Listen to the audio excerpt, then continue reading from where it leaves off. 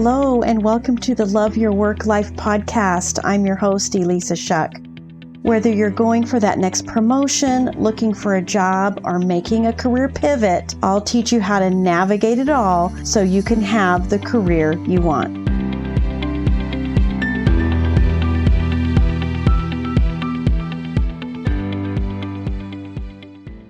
This is Love Your Work Life, episode 74. Ooh, I'm super excited about today's topic because so many people out there, I see the posts on LinkedIn all the time, interviewing, and not getting offers. Without sounding overly simplistic, I can almost always, within moments of talking with someone and asking a couple of, inquiring questions, figure out exactly what is going sideways in those interviews. If you're interviewing a lot and not getting offers, then we know your resume is working for you. We know that you're getting in front of enough people, but there's just something happening in those interviews that is not serving you and is somehow not getting your message across, not getting your story across to the degree that it results in an offer. So it's usually so easy to figure out and so easy to fix. And I'm going to teach you a process, a framework today that is going to help you change up your interviews. Before I get there, a couple of little reminders. Don't forget that when you sign up, when you enroll in Job Search Field Guide during the month of September, you're going to get 4 free coaching calls one-on-one with me as part of that program. It's got everything you need, but the advantage of having someone to talk to, of personalizing your experience, that's what I want to give you with those 4 free coaching calls. So be sure to sign up. Also, October 7th, I am releasing my interview skills course. Now, on to today's topic of interviewing. One of the things that always comes to my mind when I think about an interview and the framework that I want to talk with you about today sounds kind of goofy, and that is, you'll recognize it, a long time ago in a galaxy far, far away. And you know the rest of it, right? Here's the deal. When you are in an interview, you are telling stories. Those dreaded behavioral interview questions are just your opportunity to tell your story in a way that grabs the attention of the listener, in a way that resonates with them so that they can get this picture of what it's like to have you on their team. It's as simple as that. There's no reason to be stressed out about those kinds of questions, and really about an interview at all, because the whole thing is taking the synopsis that's presented on your resume and building that out into the full-on story with all the richness and detail and, goodies that they need to know about you in order to see you as a great candidate. When you're interviewing a lot but you're not getting offers, it means there's a disconnect there. The story isn't resonating with them. Certainly not powerful enough for you to move on to those next steps. So you can look at this like, hey, are you making it through the screening call? Then there's something about your story that's resonating with a recruiter. If you're getting to the hiring manager call and not moving forward, that's where the disconnect happened. Maybe you're getting through the hiring manager call, but you're not getting through the panel interview. Great, we know 2 out of 3 steps in the process are working, but there's something that's not resonating in the next step.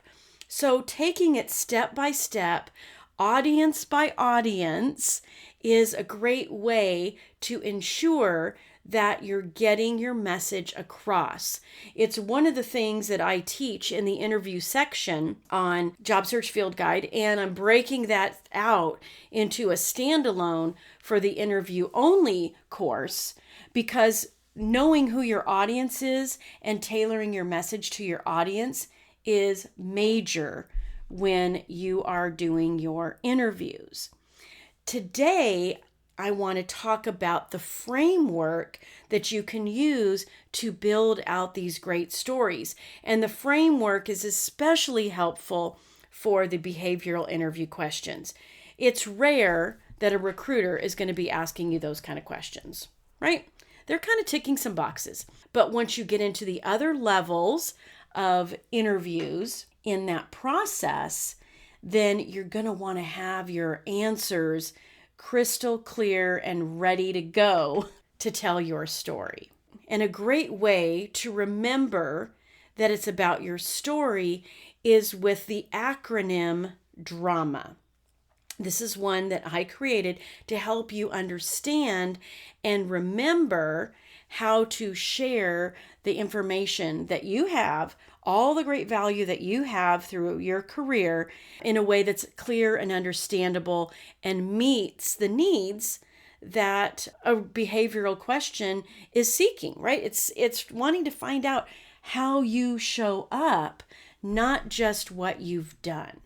So let's take it one step at a time. D. D stands for dilemma. So this is the situation, this is the context, this is the problem that was being solved.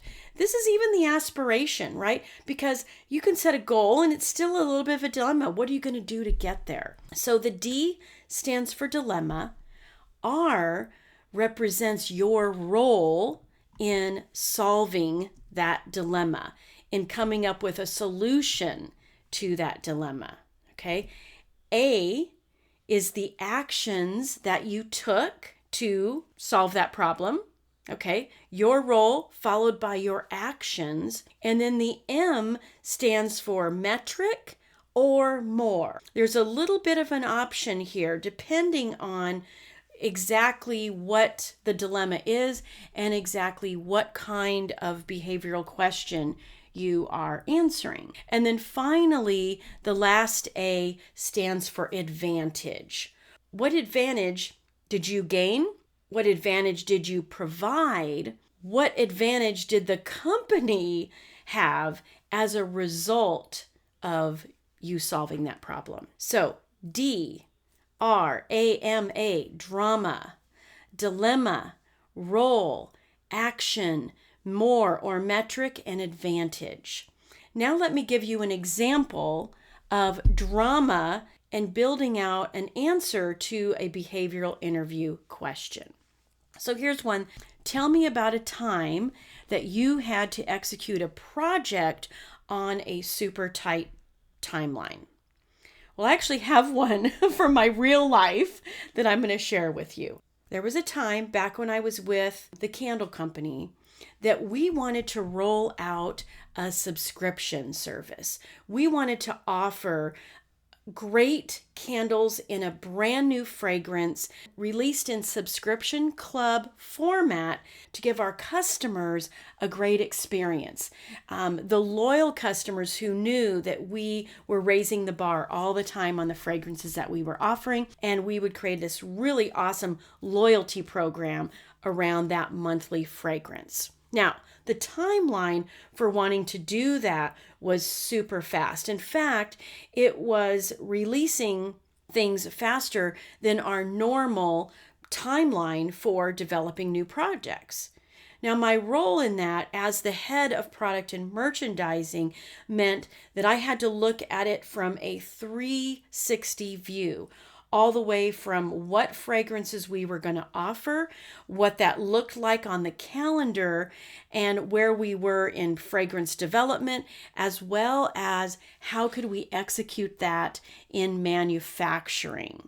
What I did was I met with my product development team, my R&D team first, finding out how close were we on getting certain fragrances approved, because we were always approving fragrances all along. Next, I shared the plan with production and manufacturing and supply chain so we could bring them up to speed and forecast together and figure out what this looked like in real life production, as well as bringing in all of the supplies that we were going to need, all the raw materials to make this happen. Next, I got our sales team involved, brought them up to speed, looked at any possible glitches that we might have in terms of communication, marketing, and what that message was going to look like out to the field. In the end, by bringing everybody all together, we were able to release a product in 1/3 of the amount of time than it usually took.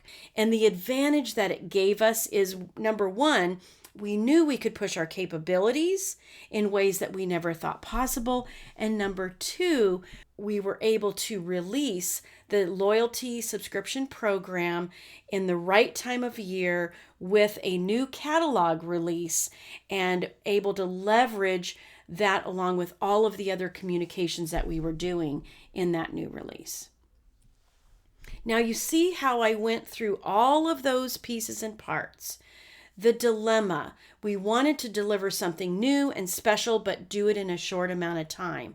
My role in that as the head of product and merchandising, bringing everybody together and taking action, laying out steps, the actions that were taken amongst all the cross-functional team members, as well as the more and the metrics, okay? Now I could have embellished that a little bit more, but I'm doing this on the fly. I didn't script this out ahead of time. But I think you see where I'm going with that. And lastly, the advantage. How cool is it that if I was in an interview that I was able to share how we pushed capabilities, we did things we didn't think possible previously, and we were able to capture the attention of our customers in a timely manner when they expected that kind of communication and new product releases, new program releases. So good, my friends. So going forward, when you're planning out your behavioral questions, when you're anticipating the kinds of behavioral questions that you're going to get, think of answers in the drama format. And especially look at bullet points in the job description. Because when you're able to align a piece of your career story with something you've identified in the job description, powerful stuff. You are going to be giving anyone in that room the aha moment that they're looking for, because they're going to be able to picture you doing that stuff. Not just the stuff, not just the actions, but really who you are, how you show up. Such a powerful way to do it. Give yourself a chance to tell your story. Use drama in the best possible way as a storytelling format to help you create a framework around your answers so that you are feeling comfortable and authentic and still getting your message across. Let me know how this is going. I would love to hear about it. All right. Until next time, have great interviews. If you like listening to this podcast, and you are going to love my program, Job Search Field Guide. This is a unique opportunity.